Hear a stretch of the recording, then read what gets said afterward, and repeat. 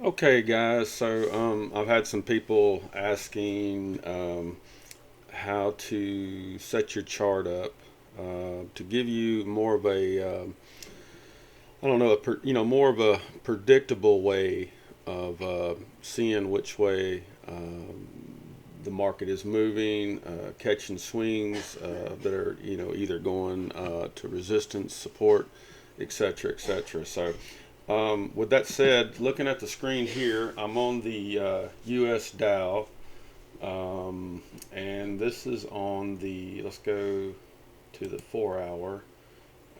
Better yet, let's go back to the 5. So we're on the 5 minute chart. Um, First thing I want to do, you can see it's moving right now. This is during intraday trade. And so what we're going to do is we're going to zoom out a little bit. Okay. And so what we're doing here is we're going to plot some lines. But before we do the target lines, what we want to do first is let's set our overall support and resistance lines. Okay. So I'm going to come up here to tools, shapes, rectangles. And if you notice right here, we have a touch. This goes back to, let's see, that's the 25th of, I'm sorry, the 29th, which was yesterday. Today's the 30th.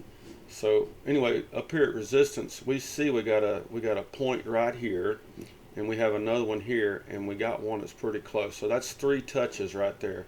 So what I'm going to do is I'm going to mark this as my resistance, my overall resistance. Okay. And then we'll do the same thing for our support. So then we come over here to insert. Now let's go to shapes, and this is just how I do it, guys. Anyway, we have a low resistance right in this area, but I like this right here because at least I'm getting 2 touches. In other words, the more touches you get on your line, the better. It's just the probability goes up that when it hits that, it's going to ping back up the opposite direction. So, with that being said, looking at this, and actually that's almost kind of 3 touches, but we'll go ahead and set our support line right there. Okay.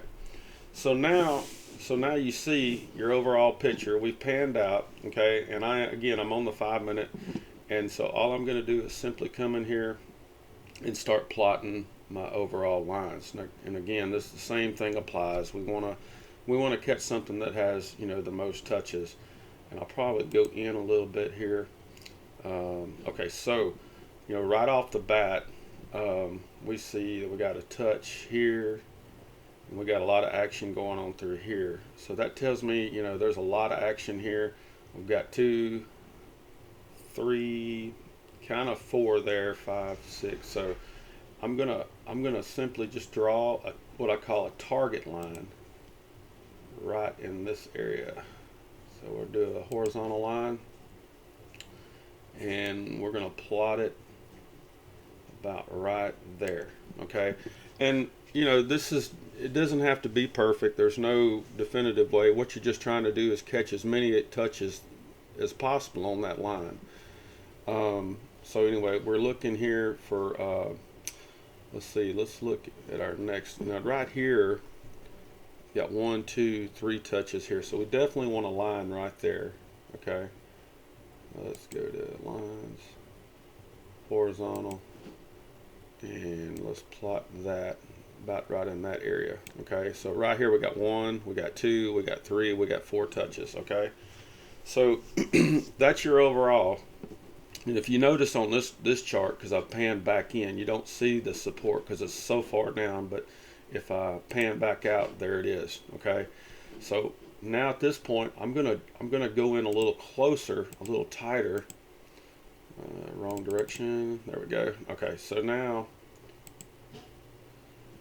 we're looking at where we're at right now. Okay, and so looking at this, another target would probably be right in this area right here. So I'm going to plot a line here, and notice you can plot these lines um, you know, on different, as far as, zooming in, zooming out kind of deal. And I like this one because it kind of gives you a better picture, as you're moved up closer and you're looking at the current situation and the current candlesticks that are forming.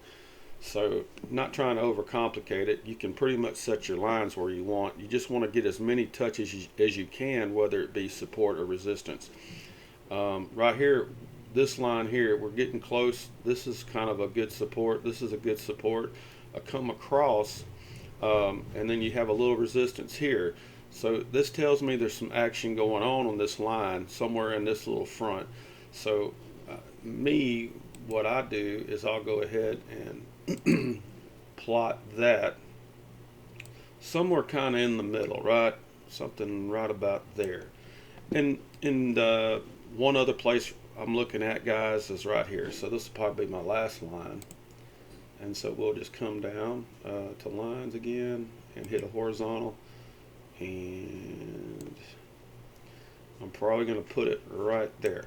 So with that, what that tells me, now that I have my overall resistance and I've got my overall support, which again is down here, okay, but also have these inner lines. Now if this current trend of the current candlestick was to drop into this area, then obviously we'd want to look at plotting some more lines for potential targets. The target areas are in essence just kind of gives you an idea where it could ping in the opposite direction, or see if it pushes through.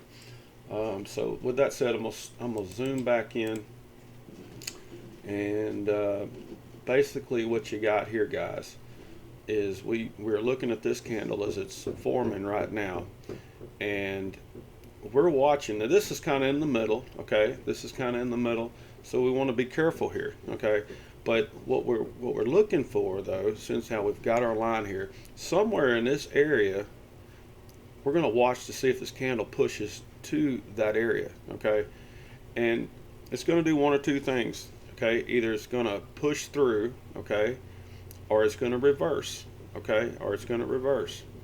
And that's what we're watching for, so we know that we have a better possible